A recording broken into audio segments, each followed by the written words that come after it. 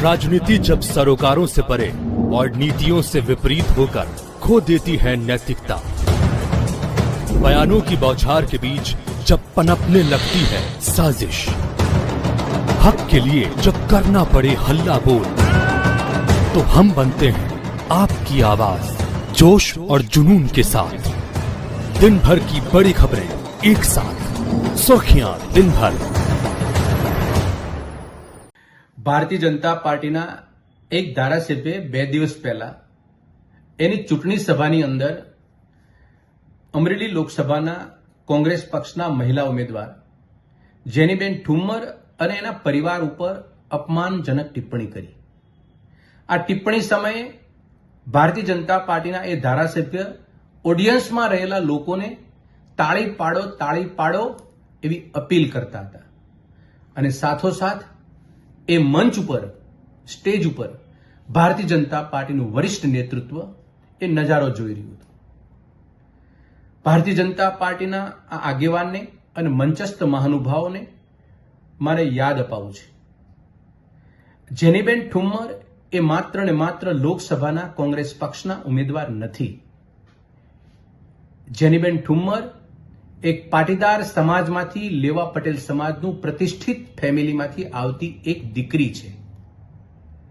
એને પોતાની સેવા ભાવના, પોતાનો સમર્પિત ભાવ અને અમરેલી જિલ્લા પ્રત્યે સેવા કરવાની એની અદમ્ય ઈચ્છાને લઈ એ જાહેર જીવનમાં એક કામ કરી રહ્યા છે અને અમરેલી જિલ્લાની અંદર જિલ્લા પંચાયતના એક સફળ પ્રમુખ તરીકે એને જવાબદારી નિભાવી છે। એટલું જ નહીં, ગુજરાત પ્રદેશ કોંગ્રેસ સમિતિના મહિલા વિંગના એ અધ્યક્ષતા છે। એનાથી આગળ લેવા પટેલ સમાજની વિશ્વની સૌથી મોટી સંસ્થા ખોડલધામ એના એક જવાબદાર પ્રતિનિધિ છે।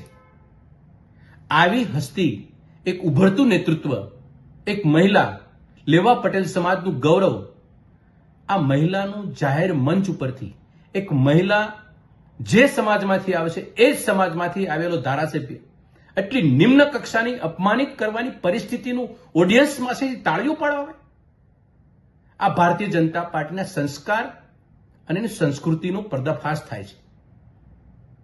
ભારતીય જનતા પાર્ટીના આ આગેવાનને મારે સ્વસ્થ કરવા છે કે આપ એટલી બધી ટીકા કરવા માટે જ્યારે તત્પર બનો છો ત્યારે તમારી ભારતીય જનતા પાર્ટીના આવા લોકસભાના ઉમેદવાર કંગના રાણાવત એ ગઈકાલે 2 દિવસ પહેલા પોતાના બુદ્ધિનો અને ઇતિહાસનો અને વિદ્વતાનો પરિચય કેવો કરાયો એના ઉપર પણ જરા ડોક્યુ કરો। એ એમ કહે છે કે દેશના પહેલા પ્રધાનમંત્રી સુભાષચંદ્ર બોઝ હતા। સરદાર વલ્લભભાઈ પટેલ વડાપ્રધાન એટલા માટે નથી બન્યા કે એમને અંગ્રેજી બરાબર નહોતું આવડતું અને આઝાદી 1947માં મળી એ ભીખ હતી। સાચી આઝાદી તો 2014માં મળેલી છે। ભારતીય જનતા પાર્ટીના આ ધારાસભ્યને પૂછવું છે, આજે ભારતીય જનતા પાર્ટીના લોકસભાના ઉમેદવાર કંગના રાણાવત બોલે એ વાત સાથે તમે સંમત છો? એના ઉપર આપણે કોઈ ટિપ્પણી કરી? બીજી વાત, 5 દિવસ પહેલા ભારતીય જનતા પાર્ટીના દિગ્ગજ નેતા, લોકસભાના રાજકોટના ઉમેદવાર, કેન્દ્રીય મંત્રી પુરુષોત્તમ રૂપાલાએ જે રીતે ક્ષત્રિય સમાજની અસ્મિતા ઉપર પ્રહાર કર્યા, સમગ્ર દેશની અંદર આ વાતનો પડઘો પડ્યો। સત્ય અને તથ્યથી વેગળી વાત મૂકી અને પોતાના બુદ્ધિનો અને વિદ્વતાનો એને પણ પરિચય કરાયો। આજે ગુજરાત અને દેશની અંદર ઉકળતો ચરુ છે એ પુરુષોત્તમ રૂપાલાના પાપે। હું ભારતીય જનતા પાર્ટીના આ આગેવાનને પૂછવા માંગુ છું કે આપે પુરુષોત્તમ રૂપાલાની વિદ્વતા ઉપર કોઈ સવાલ કર્યો? એના ઉપર કોઈ ટિપ્પણી કરી? આ વાત ભારતીય જનતા પાર્ટીના આગેવાનોને પણ હું પૂછવા માંગુ છું કે તમારી સામે જ્યારે સત્તામાં બેઠેલા 10 વર્ષની અંદર કામ કરેલા હોય એ બાબતનું કોઈ શબ્દ બોલવાનો મોકો નથી, ત્યારે માત્ર ને માત્ર વિપક્ષના આગેવાનો, વિપક્ષની મહિલા, અન્ય સમાજને અપમાનિત કરવા, એના અસ્મિતા ઉપર પ્રહારો કરવા, આથી વિશેષ કોઈ કામ તમારી પાસે બચ્યું નથી। એમાંથી જ રાજનીતિ બટોરવાની છે। ત્યારે મને એક મહાભારતનો કિસ્સો યાદ આવે છે। કૌરવોની સભાની અંદર,